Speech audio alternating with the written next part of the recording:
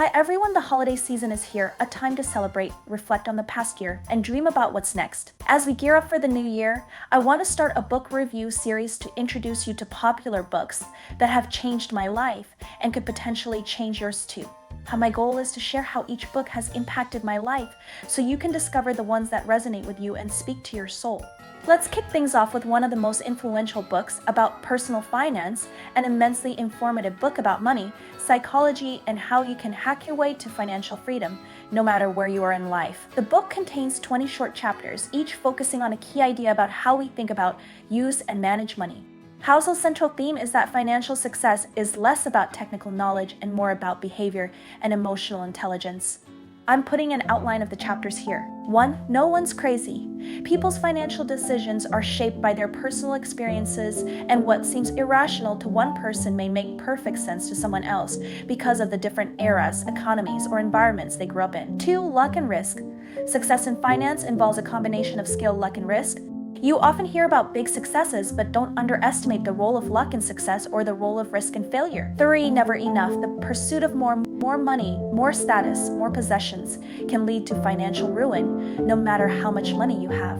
It's important to know when you have enough and be content with it. 4. Compounding. If there's only one thing you get out of this book, this is it. I'm going to explore it further in the later section, but as a summary, remember that small, consistent investments can lead to extraordinary results due to compounding. 5. Getting wealthy versus staying wealthy.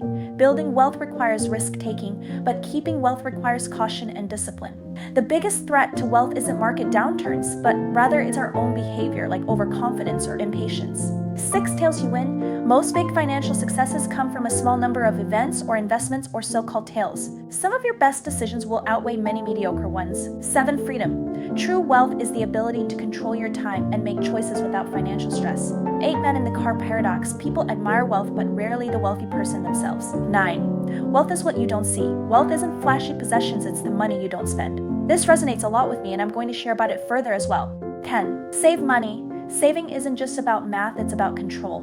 Savings give you flexibility and options, which can be more valuable than high returns. 11. Reasonable is better than rational. Being financially successful doesn't mean being 100% rational. It means making decisions you can stick with. 12. Surprise. The most impactful financial events are often surprises like market crashes or booms. 13. Room for error. Build a margin of safety into your financial plan. Always assume things can go wrong and prepare accordingly. 14. You'll change. Recognize that your financial goals and priorities will evolve over time. For example, what you value at 25 might not be the same at 55.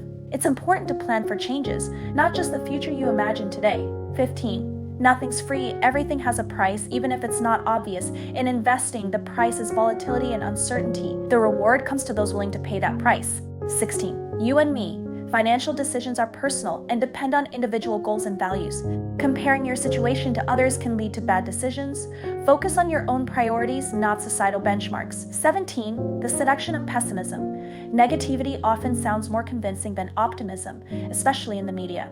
Housel argues that long-term trends are overwhelmingly positive despite short-term setbacks. 18. When you'll believe anything. People often believe stories that confirm their existing biases, even if those stories are untrue. 19. All together now. Housel wraps up with the idea that financial success is about behavior, not spreadsheets. The key lessons are to avoid debt, save consistently, invest wisely, and focus on long-term goals. 20. Confessions. Housel shares his personal financial journey and admits he doesn't aim to maximize returns. He focuses on security and freedom. His goal isn't to beat the market, but to live a life that aligns with his values. So now that we've explored the outline of the book, I want to share the specific lessons that make this book so impactful for me. If there's one financial lesson that stands above all others, it's this: the power of compounding. Albert Einstein himself referred to it as the eighth wonder of the world. I still remember my first finance class where we were asked to calculate the different potential returns an investment could generate based on a different number of years to grasp the concept of compounding. At its core, compounding is about patience and consistency and letting the secret ingredient do its magic. Time compounding works like this. In the early years, progress may feel slow, almost imperceptible. but over time, it accelerates dramatically. Buffett made 99% of his fortune after the age of 50. By 30, he had just 1 million. His genius wasn't just picking the right investments, it was starting early and letting his money grow for decades. As Charlie Munger, Warren Buffett's longtime business partner, famously said, "The first $100,000 is a pain, but you have to start somewhere." Or a variation of it is getting to 1 million is easy, getting to 100,000 is hard.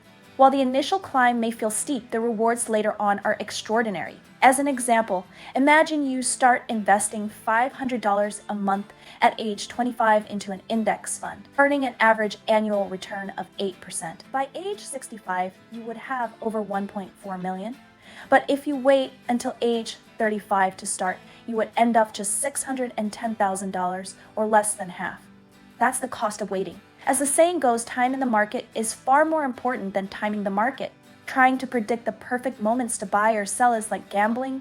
You might get lucky once or twice, but the odds are rarely in your favor. Instead, focus on consistency. And the concept of compounding extends beyond financial. It's a mindset. It's about understanding how small, consistent actions, whether in money, habits, or personal growth, build up to create extraordinary results over time. James Clear, in his book Atomic Habits, explains that making small, consistent improvements just 1% better each day can lead to remarkable results over time. This principle applies to learning, relationships, or building skills. Small efforts repeated consistently create life-changing outcomes. So what's the takeaway? Start as early as you can, even if it's just a small amount. Automate your contributions, stay patient, and let time work its magic. Whether it's money, personal growth, or skills, compounding rewards those who give it time to work its magic. If you embrace this principle, you'll be amazed at what's possible over a lifetime. I recently did a video about the power of compounding where I show you the detailed calculation of how much your investment can grow over time. Check out my video, How to Get to $1 Million, the simplest way ever. I leave the link right here.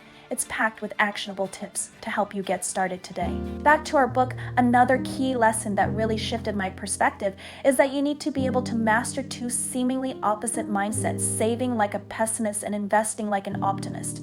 Both are essential, and striking the right balance will help you reach closer to financial success. Saving like a pessimist means always preparing for the unexpected. Emergencies aren't a matter of if, but when. Whether it's a sudden job loss, a medical expense, or a market downturn, having a safety net ensures you're ready for life's curveballs. Think of an emergency fund as your financial airbag. It's there to cushion the blow. The general rule of thumb is to save 3 to 6 months worth of living expenses, but you should adjust this based on your circumstances. For instance, if you're self-employed or have irregular income, you might need a larger cushion. Preparing for the worst may sound pessimistic, but it's just being realistic, and it keeps you from dipping into investments when times get tough. But when it comes to investing, you need to invest like an optimist. Negative news tends to generate a lot of media attention, but over the long run, market always goes up. The book was published in September 2020, when we were right in the peak of the pandemic, and there was a lot of doom and gloom in the press. But Housel argues for believing in the long-term potential of the market. Yes, recessions, pandemics, and wars happen, but history shows that growth is the market's dominant trend. Consider this: if you had invested $10,000 in the S&P 500 back in 1980, it would be worth over 1 million today, even after enduring multiple crashes, corrections, and crises. Downturns are temporary, but growth is permanent. This doesn't mean ignoring risks, it means accepting them as part of the journey. Every investor experiences dips, but those who stay the course reap the rewards of compounding over time. So how do you strike the balance of being a pessimist and optimist?